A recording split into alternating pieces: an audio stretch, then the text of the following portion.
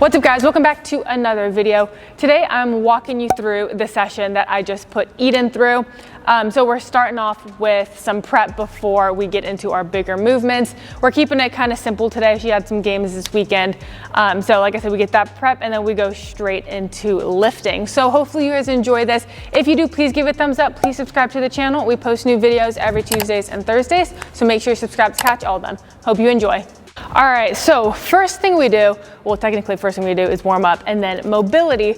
But first thing that we're doing for the main part of the workout is we have all of our athletes come onto our plyo mat before they start, and we go a 10-5 RSI and a squat jump. So this just kind of gives us an idea on how the athlete's feeling, how their body is moving for today, right? I can kind of gauge on fatigue levels based on the numbers that they're getting if they're around the normal rate for them.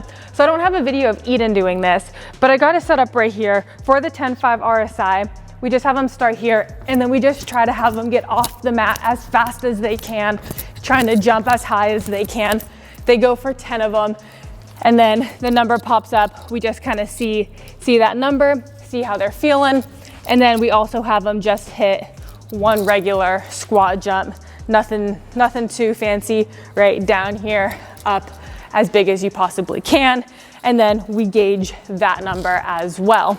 So after we do that, if the athlete's numbers are within a range that they're doing well, then we'll proceed as normal. We'll kind of go accordingly based on the numbers just to get the athlete in the most advantageous position moving forward. For Eden today, after the jump assessments, we started off with backwards pogos. So you can see in the clips, right? But we're just here, we're just popping, going backwards, 5 yards, really just starting to work on firing up the shins, moving back. I like doing backward stuff because it strengthens up the anterior side, and it's also great for trunk control. Being able to be here, staying tall, contracting your core, making sure we're not tipping back, just sensory awareness stuff. With this, we are partnering a supine foam roller. I'll go iron cross in a sense, right? So we're gonna put the foam roller between our knees, as you can see, hands out in that T position, and then our knees go side to side. So really trying to open up the hips, make sure you're squeezing that foam roller. I like doing this just as some more activation and mobility during the lift as the athletes are getting going. Like I said, really loosening up the hips. From here, we then move into a little bit more dynamic work. We are going A-skips. So as I told Eden, the goal of the A-skips today is just mobility. Just being able to get your knees up high, find your rhythm, get some coordination in. So we're going a couple A-skips, and then we transition it into C-skips. So that's here and then out. Same thing goes, mobilize the hips, fire up the CNS, right? Obviously all this fires up the CNS, but get the mind and the muscles connected, find your rhythm. This is just our prep phase before we go hit some strength and power stuff. So the big thing here, right? I want that knee up, break the hip plane, open it up wide. When we go, I want us to fire up the glutes, be able to pull that hip out. I want to be here and I want to stay tall. I want to have that ability to just open up my hips. After that, we're moving into some drop squats partnered with a standing box jump. So as you can see, she's holding the kettlebell right here. She's gonna drop, catch it in the bottom position, and then fire up as fast as she can. So the goal that I tell her, when you drop that kettlebell, I want you dropping faster than gravity is pulling you alone, okay? So actively pull yourself down, be really strong in the transition when you catch that kettlebell again, and then I want you popping up as fast as you can. This isn't a slow mobilization thing. This is we're actively going. I want you to unweight yourself, and then I want you to fire up. So with this, we are going a standing box jump. So it's not the highest jump ever, right? It's something that you're pretty comfortable with so that you can float on top.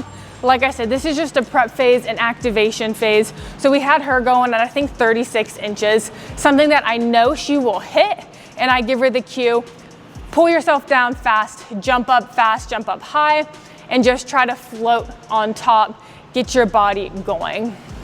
All right, so that was the prep portion of the lift. So now we are on the strength portion.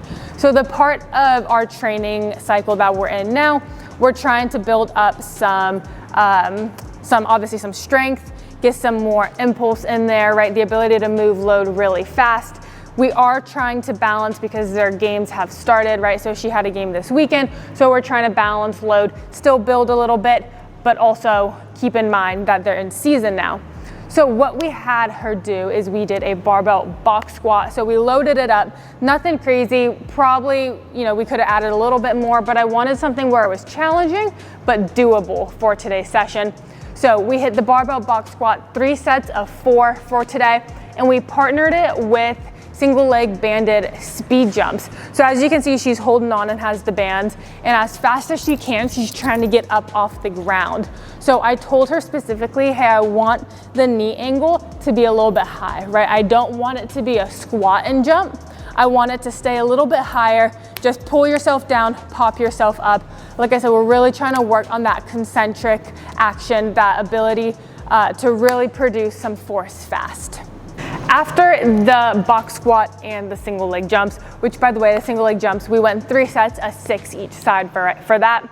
We hit a little bit more upper body. So what I like to do for our soccer athletes, I want the upper body to be, I'll say, a little bit more dynamic. So as you can see with Eden, I have her doing a single arm and single leg landmine press. So this is able to challenge trunk control, stability, obviously some upper body strength as well. But I really like this one, especially as we get going, because it does work on imbalances. And like I said, it works on stability, being strong, being able to hold this up, being able to stabilize here, especially in a sport like soccer. You have to be really good at stabilizing yourself, especially if we're like going to plant or something. You gotta be really strong. So I like that. One leg stabilizing, one arm is pressing or doing work, and you're just trying to work on that cross system. After that, we hit negatives. I don't have a clip of her doing negatives, but I did snag a clip of her doing some pull-ups. So I'll throw that in there. But so we hit some stuff for the back. I'm huge on any type of rowing or pulling for athletes in general, especially soccer players. I think it's very important to open up the chest, get the back fired up. I think it's great doing especially like pull-ups or some variation of a pull-up for athletes, because it helps strengthen up the spine muscles right along there, going into the low back. All that posterior chain works really well together. So I think it's very imperative that you have a row or a pull, especially for soccer players. And then with that, we went banded Nordic. So we just have a very light band on there. We're going full Nordics, down and up. Usually I'll give like a tempo, so it kind of slows or speeds up portions of the movement for athletes to focus on. But today I'm just down and up as low as you can, just fire up posterior chain, hamstrings behind the knee, calf, all that good stuff, trunk control as well. So we hit 3 sets of those. I think it was six reps each side for the press, 5 negatives, so it's like eccentric pull-ups, and then we went for 3 full banded Nordics. Last series we started off with a Cossack squat. So as you can see, super wide. I had her go body weight because my goal today, what I cued was, hey, I just want you mobilizing your hips. Sometimes Eden will get some tight hips and it'll kind of transfer to the low back. So I want you to open up your hips. We're not adding load, just get down, get that stretch all throughout the adductor as well. So we hit 10 of those, and we partnered it with hanging knee ups. I like having athletes hang. I think it's very important for them to do that. Grip strength is very important as well. So I love doing core in that hang position. And then just some regular knee ups, nothing too crazy. Like I said, I just want her to fire up her trunk today, get some stuff working, especially after her game. So hopefully you enjoyed this walkthrough. Please give it a thumbs up, please subscribe to the channel, and we'll catch you in the next one.